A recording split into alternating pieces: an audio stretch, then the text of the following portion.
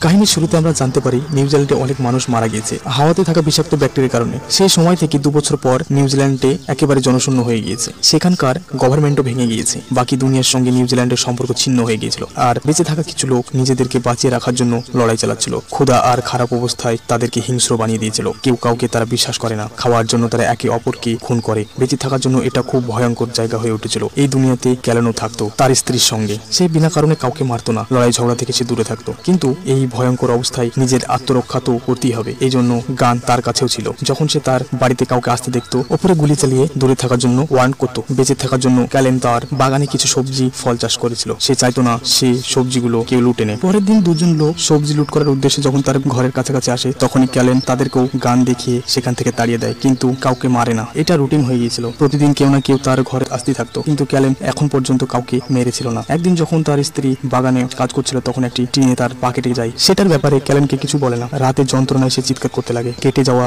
ঘা অনেকটা বেড়ে গিয়েছিল। কিছুক্ষণ পরে ক্ষত স্থানে ইনফেকশন হয়ে গিয়েছিল। ক্যালেনের স্ত্রী যন্ত্রণায় অজ্ঞান হয়ে যায়। সকালে ক্যালেন ক্ষত স্থানের ব্যাপারে জানার জন্য বই পড়ে, আর সে জানতে পারে কয়েক বছর আগে যে ব্যাকটেরিয়ার কারণে এখানকার অনেক মানুষ মারা গিয়েছিল, সেই ব্যাকটেরিয়া এখনো হাওয়ার মধ্যে মিশে আছে। আর ব্যাকটেরিয়ার ইনফেক্টিভ হওয়ার কারণ সেই লোকগুলির বেশি ছিল যাদের কোনো জায়গা কেটে যেত। এইসব কথা ক্যালেন যখন তার স্ত্রীকে বলে, সে খুব কান্না করতে শুরু করে। তার চিকিৎসার জন্য একটি বিশেষ ঔষধের প্রয়োজন ছিল, সেটা তার কাছে ছিল না। আর সে ওষুধ আনার জন্য ক্যালেন বাইরে যাওয়ার সিদ্ধান্ত নেয়। তার স্ত্রীকে একটি গান দিয়ে যায়, যার মধ্যে 5টা গুলি ছিল। আর তার স্ত্রীকে বলে, এটা তোমার জীবন রক্ষার জন্য তোমার কাছে রাখো। বিনা কারণে এটা চালাতে নিষেধ করে দেয়। আর যদি কোনো বিপদ দেখতে পাও, তাহলে এটা চালিয়ে যে কাউকে মারতে পারে। এখানে যেহেতু যে কাউকে মেরে ফেলতো, এই কারণে ক্যালেনের পাশ দিয়ে কেউ যদি যেত, তাহলে তাকে বলতো, আমি লড়াই ঝগড়া চাই না। কিন্তু কিছু লোক তো একেবারে পাগল হয়ে গিয়েছিল। তারা লোককে মারতে মজা পেত। এসব লোককে দেখে ক্যালেন নিজের রাস্তাও বদলাতে হয়। পর সে একটা ছোট ঘরে পৌঁছায়। দরজা নক করে, কিন্তু ভেতর থেকে কোনো সাড়া শব্দ না পেয়ে ভেতরে গিয়ে ঘর চেক করতে লাগে। ওখানে অনেক জিনিসপত্র ছিল আর অনেক বেশি অস্ত্র ছিল। হঠাৎ পেছনে কোনো লোক এসে তার উপর গান ধরে। এই বুড়ো লোকটা তাকে মারতে যাচ্ছিল। ক্যালেন তাকে বোঝায়, আমি আপনার কোনো ক্ষতি করতে আসিনি। আমার স্ত্রী খুব অসুস্থ, তাই আমার ওষুধের প্রয়োজন। আমি শুধু সেটাই খুঁজতে এসেছি। আর তখনই সেখানে হামলা হয়ে যায়। শামমার্স নামের এই বুড়ো লোক ক্যালেনকে সাহায্য করতে বলে। প্রথমে তারা ঘরে আগুন ছুড়ে দিয়েছিল, তারপর তারা গুলি চালাতে শুরু করে। শামমার্স খুব সাহসিকতার সাথে সব লোকের সঙ্গে একা মোকাবেলা করে আর ক্যালেনকে বলে, তুমি তাড়াতাড়ি আগুন নেভাও। হামলা করার লোকগুলো কিছুক্ষণের মধ্যে পালিয়ে যায়। তারপর শামমার্স ক্যালেনকে বলে, এখানে আমার অনেক শত্রু হয়ে গিয়েছে। তুমি 1 সপ্তাহ আমার সঙ্গে থাকো। শত্রুদের সঙ্গে মোকাবেলা করতে আমাকে সাহায্য করো। বিনিময়ে তুমি যে ঔষধ চাও সেটা আমি দিয়ে দেবো। ঔষধ আমার কাছে আছে। ক্যালেন এটা ভালো করে জানতো, সেই ঔষধ অন্য কোথাও সহজে পাওয়া যাবে না। তার না চাওয়া সত্ত্বেও সমরের কথা মেনে নিতে হয়। সমর বলে, এই ঘরের আশপাশে অনেক ট্যাপস লাগিয়ে রেখেছি। কিছু লোক তার উপর হামলা করতে আসে আর ওই ট্যাপসে ফেসে যায়, আর আমি তাদেরকে মেরে ফেলি। কিন্তু এখনো সেই জায়গাগুলোকে খুব নজর রাখতে হয়। ক্যালেন যেহেতু আগে থেকেই একজন ইঞ্জিনিয়ার ছিল, শামার্সের ঘরের অনেক জিনিস ঠিক করে দেয়, অনেক ইলেকট্রিক ট্যাপস লাগিয়ে দেয়। এরপর আমরা ক্যালেনের স্ত্রীকে দেখতে পাই। তার শরীর ধীরে ধীরে খুব দুর্বল হয়ে পড়ছিল। তখনই সে বুঝতে পারে তার ঘরের মধ্যে কেউ ঢোকার চেষ্টা করছে। ও খুব সাহসিকতার সঙ্গে লোকটাকে কাঠ দিয়ে হামলা করে আর সে অজ্ঞান হয়ে যায়। সে তার গান দিয়ে লোকটিকে মারতে যাচ্ছিল, কিন্তু তার মধ্যে সেই সাহসটা ছিল না। একটা ট্রলিতে করে লোকটিকে তার ঘর থেকে অনেক দূরে ফেলে আসে। এদিকে দেখি শামার্স আর ক্যালেন তার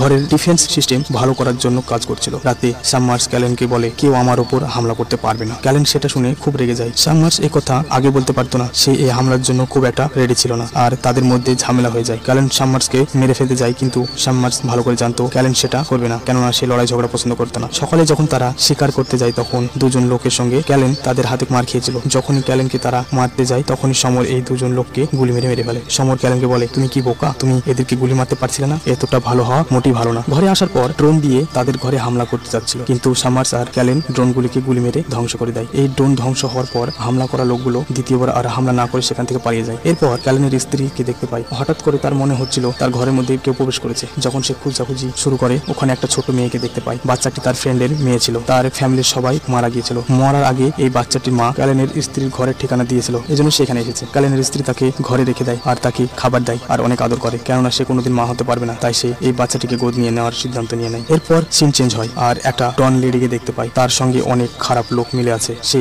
মাসুম লোককে লুট করে আর আয়াসি করে। এখানে ক্যালেন সে এখনো শামার্সের ঘরে আছে। সে শামার্সের বেসমেন্ট থেকে কিছু আওয়াজ শুনতে পায়। কোনো চিন্তা না করে ক্যালেন গুলি চালাতে লাগে আর সমর এসে তাকে থামিয়ে দেয়, কেননা শামার্স জানতো তার বেসমেন্টে একটা বাচ্চা আছে। সেই লোককে অনেক ভয় পেত। অনেকদিন থেকে সে ওখানে লুকিয়েছিল। আগে এক গুন্ডার কাছ থেকে বাঁচিয়ে নিয়ে এসেছিল। এই জন্য সব গুন্ডারা শামার্সের শত্রু হয়ে গিয়েছে। শামার্সের একটা না, তার অনেক দুশ্মন ছিল। ক্যালেনের স্ত্রী তার ঘরে ওই ছোট মেয়েটির সঙ্গে ছিল। তখনই ওই বুড়ো লোকটি ঘরে চলে আসে, যাকে একবার মেরে অজ্ঞান করে ফেলে এসেছিল। তখন আবারও তাকে মেরে ঘরের বাইরে ফেলে দেয়। আবারও সে তাকে মারতে চাইছিল, কিন্তু সে মারতে পারছিল না। লোকটি বলে, তুমি আমাকে মেরে ফেলো, না হলে আমি বারবার আসবো। এই রাতে রাতেই সামার্সের ঘরেও হামলা করে দেয়। হামলা করার লোক তারাই ছিল যার কথা ক্যালেনকে আগেই বলেছিল, যার কাছ থেকে এই বাচ্চাটি ছাড়িয়ে নিয়ে এসেছিল। হামলা করার লোকগুলো জানতো আশপাশে অনেক ট্র্যাপস লাগানো আছে, এই জন্য একটা ট্যাঙ্ক সমরের ঘরের কাছে পাঠায়। সে ট্যাঙ্কটি খুব ভয়ঙ্কর ভাবে তাদের ঘরে গুলি চালাতে শুরু করে। সামার্স আর ক্যালেন নিজের সাথে সাথে তার ঘরকেও বাঁচাচ্ছিল। সামার্সের দুশ্মন বেসমেন্টে ঢুকে পড়ে, সেখানে সেই বাচ্চাটিকে পেয়ে যায়। বাচ্চাটি মুখে পট্টি লাগিয়ে তার হাত বেঁধে দেয়, তারপর একটা গোপন রাস্তা দিয়ে ঘরের ভেতরে আসে। সেখানে সামার্স আর ক্যালেন দুজনেই ছিল। সে সামার্সকে গুলি মেরে আহত করে দেয়। এরপরে সে ক্যালেনকেও মারতে যাবে, তখনই সে লোকটি আর ক্যালেন একে অপরকে দেখে শকড হয়ে যায়। আমরা জানতে পারি ক্যালেনটি এই বুড়ো লোকটির ছেলে। ক্যালেনের বাবা তার মধ্যে তাকে গুন্ডা বানাতে চাইছিল, কিন্তু ক্যালেন যখন নিজের শান্তির জীবন বেছে নেয় তখন তার বাবা তাদের ছেড়ে চলে যায়। যে বাচ্চাটির পেছনে সে লেগেছিল তাকে তার ছেলে বানাতে চাইছিল, এমনকি তার মতোই গুন্ডা বানাতে চাইছিল। এই বুড়ো লোকটি নিজের সাথীদের নিয়ে সেখান থেকে চলে যায়। তারপর সকাল হয়ে যায়। ক্যালেনের সামার্সের বাড়িতে আসা 1 সপ্তাহ হয়ে গিয়েছিল। ওয়াদা অনুযায়ী ক্যালেনকে ঔষধ পেয়ে যাওয়া কথা ছিল। সামার্স নিজের ওয়াদা অনুযায়ী ওষুধ দিয়ে দেয় আর ক্যালেনকে বলে, তোমার সঙ্গে এই বাচ্চাটিকে নিয়ে যাও, এখানে একেবারে সেভ না। ক্যালেন সামার্সকে ছেড়ে যেতে চাইছিল না। সে জানতো সামার্সকে তার দরকার, কেননা সে জখমি হয়ে গিয়েছিল। কিন্তু সামার্স বলে, আমার কথা ছাড়ো, তুমি তাড়াতাড়ি গিয়ে তোমার স্ত্রীর জীবন বাঁচাও। এটা ছোট্ট একটা চোট। ক্যালেন যখনই নিজের বাড়িতে পৌঁছায়, সেই ছোট্ট মেয়েটি তাদের ওপর গুলি চালিয়ে দেয়। কিন্তু ভাগ্য ভালো, তার নিশানা ভালো ছিল না। ক্যালেন তাকে বুঝিয়ে শান্ত করে আর সঙ্গে তার অসুস্থ স্ত্রীর কাছে আসে আর তাকে ইনজেকশন লাগিয়ে দেয়। তার অবস্থা এতটাই খারাপ হয়ে গেছিল, ক্যালেনের মনে হচ্ছিল সে হয়তো মারা গেছে, কিন্তু তার ভাগ্য ভালো ছিল, তাড়াতাড়ি তার জ্ঞান ফিরে আসে। খাওয়ার টেবিলে তারা কথা বলছিল। ক্যালেন তার সঙ্গে নিয়ে আসা বাচ্চাটির সঙ্গে আলাপ করিয়ে দেয় আর তার স্ত্রী ঘরে থাকা মেয়ে বাচ্চাটির সঙ্গেও আলাপ করিয়ে দেয়। যেহেতু তারা দুজনেই বাচ্চা চাইতো, এবার তাদের ফ্যামিলি পরিপূর্ণ হয়ে যায়। কিন্তু ক্যালেন এখনো উদাস হয়েছিল। সে জানতো সামার্সকে তার প্রয়োজন। অবশ্যই সামার্সের দুশ্মন তার উপর হামলা করতে আসে। ক্যালেন সামার্সকে সাহায্য করার জন্য